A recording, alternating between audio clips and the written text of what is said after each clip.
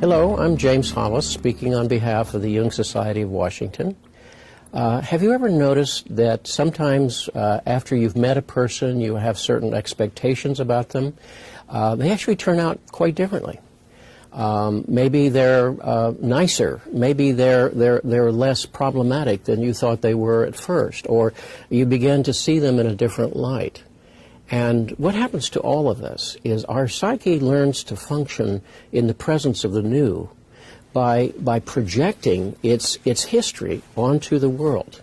So if we've had experiences of betrayal and abuse, for example, we might very well be distrustful, maybe even distrustful of everyone. Or we might feel that we have to sort of take care of them, or we have to sort of fix things and make them all right. Now, those are projections.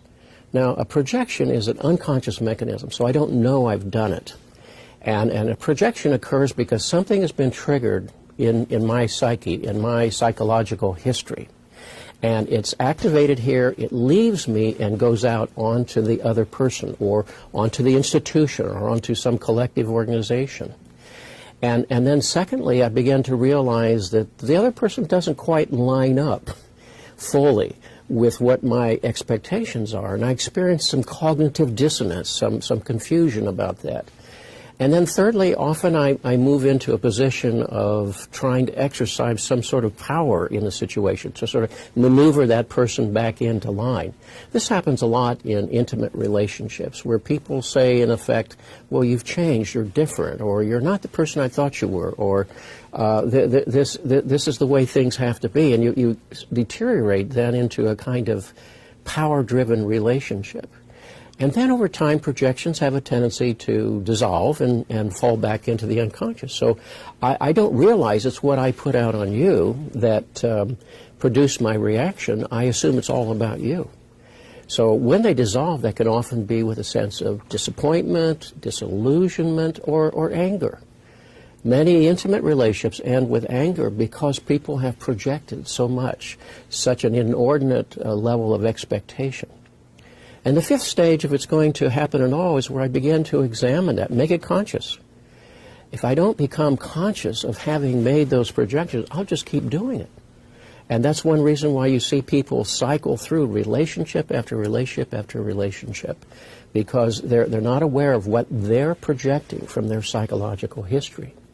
That's why a person can even sort of attract or be drawn to a person that repeats the painful parts of their history, because they're projecting out there their undeveloped sense of themselves and self-worth and self-respect and personal healing, and therefore they're looking for someone to somehow fit into that old and familiar slot. Projections can be collective, too. Nations hate other nations. Religions hate other religions. Ethnic groups have exhibited a history of conflict. Those are projections. If we get to know the people, the real person, we learn they are quite different. They are like us. And so, again, projection is both a psychological sort of invitation. It also constitutes a moral task. If I'm going to be conscious, if I'm going to have respect for self and respect for other, I need to examine what kind of traffic I'm creating between us. And doing so is the first step in healing myself and somehow clearing the obstacles to perhaps a better, more honest, more authentic relationship.